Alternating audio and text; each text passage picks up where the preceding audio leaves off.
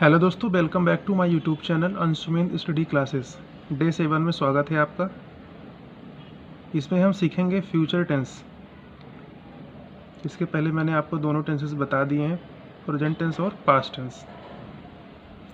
I hope कि आपने lecture number 1 से लेकर के 6 तक, यानी डे 1 से लेकर के डे 6 तक आपने कंप्लीट कर लिया होगा वीडियो लेक्चर, और बढ़िया से प्रैक्टिस कर रहे होंगे बोल बोल के।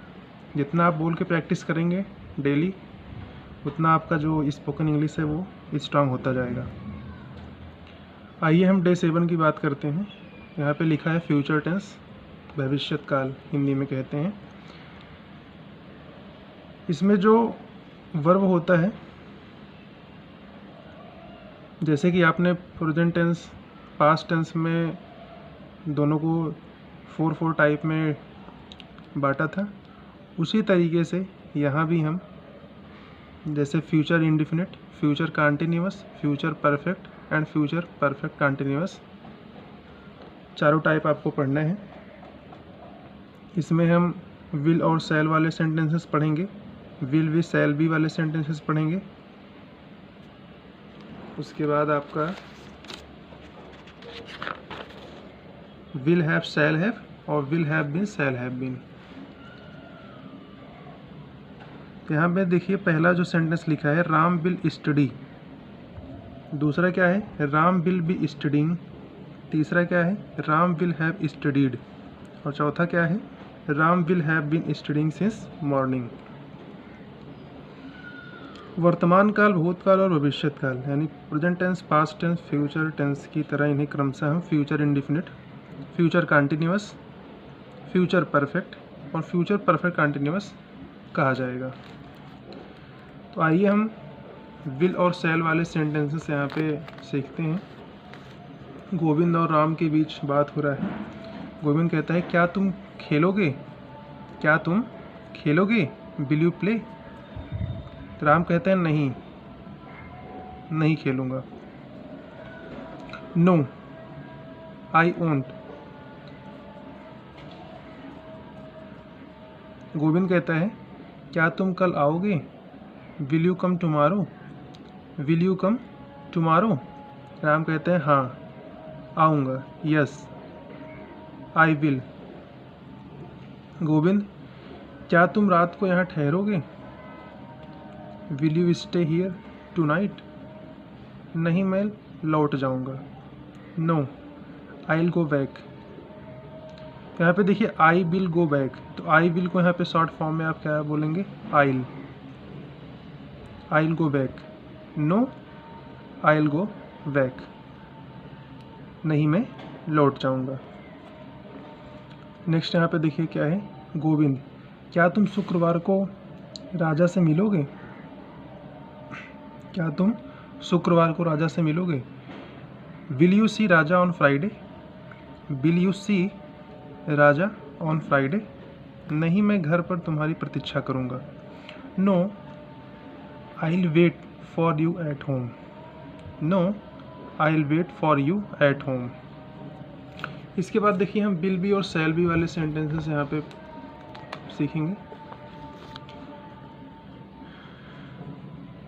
क्या कल तुम इस समय गाड़ी में यात्रा कर रहे होगे, will you be in the train at this time tomorrow. हाँ, मैं कल इस समय कानपुर पहुँच रहा होऊंगा। Yes, I will be about to reach Kanpur at this time tomorrow. क्या हम कल इस समय मैच नहीं खेल रहे होंगे, shall we not be playing a match at this time. हाँ, यस वी विल बी। क्या हम शिमला बार बार आते रहेंगे, shall be we coming to Shimla again and again. बार बार यानी अगेन एंड अगेन। राकेश, नहीं, no we won't be. Next देखिए यहाँ पे विल हैव और शैल हैव वाले सेंटेंसेस। मीनाक्षी और रजनी के बीच बात हो रहा है। मीनाक्षी कहती है, क्या वह जा चुकी होगी, will she have gone, will she have gone, नहीं, no, she won't have, she won't have. क्या तुम अगले मास तक कालका से आ चुकी होगी? Will you have come back from कालका बाय नेक्स्ट मंथ? हाँ, मैं तब तक वहाँ से आ चुकी होंगी। Yes, I'll have come back by then। क्या कल इस समय तक तुम परीक्षा दे चुकी होगी? Will you have taken your test by this time tomorrow? हाँ, मैं अपने जीवन का एक महत्वपूर्ण अध्याय समाप्त कर चुकी होंगी। Yes, I'll have finished an important chapter of my life। Meenakshi कहती है, क्या तेरा भाई कनाडा से आ चुका होगा?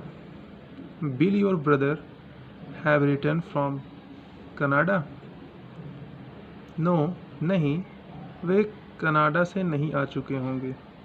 No, he won't have। अब आइए प्यारे साथियों, हम will have been और shall have been वाले सेंटेंसेस यहाँ पे देखते हैं।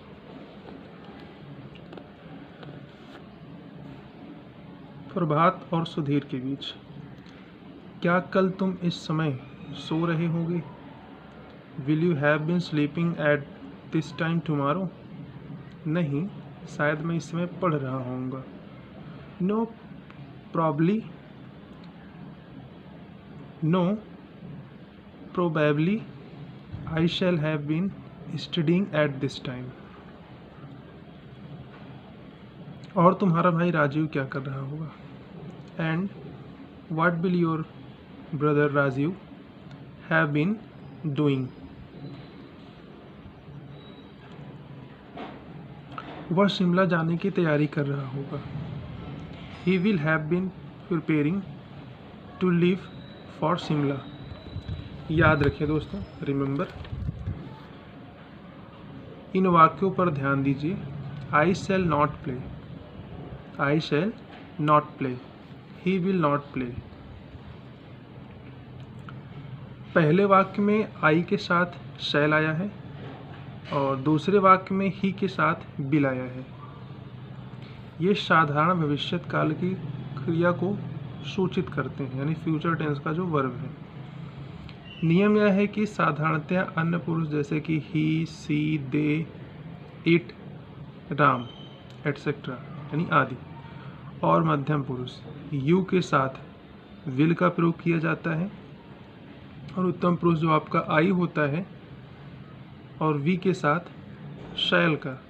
लेकिन यदि आई और वी के साथ विल का तथा ही, शी, इट, दे, यू आदि के साथ शैल का प्रयोग होता है तो वहाँ उसका अर्थ निकलता है कि बात को अधिक जोर देकर कहा जा रहा है। जैसे I will not play tomorrow, you shall not return. इन वाक्यों का अर्थ इस प्रकार है। पहले वाक्य का अर्थ क्या है कि मैंने कल न खेलने का निश्चय किया है।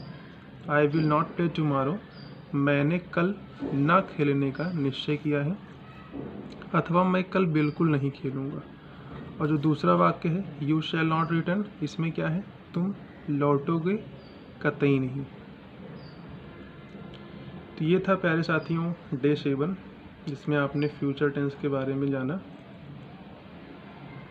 सभी टाइप के सेंटेंसेस आपने यहाँ पे पढ़ा है, चाहे फ्यूचर इंडेफिनिट हो, फ्यूचर कंटिन्यूअस हो, फ्यूचर परफेक्ट हो, चाहे फ्यूचर परफेक्ट कंटिन्यूअस हो। तो डे 7 आपका यहाँ पे कंप्लीट होता है। अगर आप इसके पहले के वीडियोस नहीं देखे हैं तो उसको आप बेसिक से देखिए, यानी पहले डे 1 से स्टार्ट कीजिए। उसमें मैंने आपको good morning, good afternoon, good evening आपको कब बोलना है ये सभी मैंने आपको बताया था। उसके बाद आपको please, kindly, excuse me, pardon, I beg your pardon, ऐसे वाले सेंटेंसेस में इनका हम यूज कब करेंगे, प्लीज़ कब लगाएंगे, थैंक यू कब बोलेंगे, you are welcome, welcome, no mention, ये सभी आपको बताया गया है पिछले क्लासेस में। उसके बाद आपको एक्सप्लेनेटरी वाले सेंटेंसेस बताए गए हैं। साथ ही साथ आपको जो आदर्शसूचक शब्द हैं वो भी आपको बताया गया है।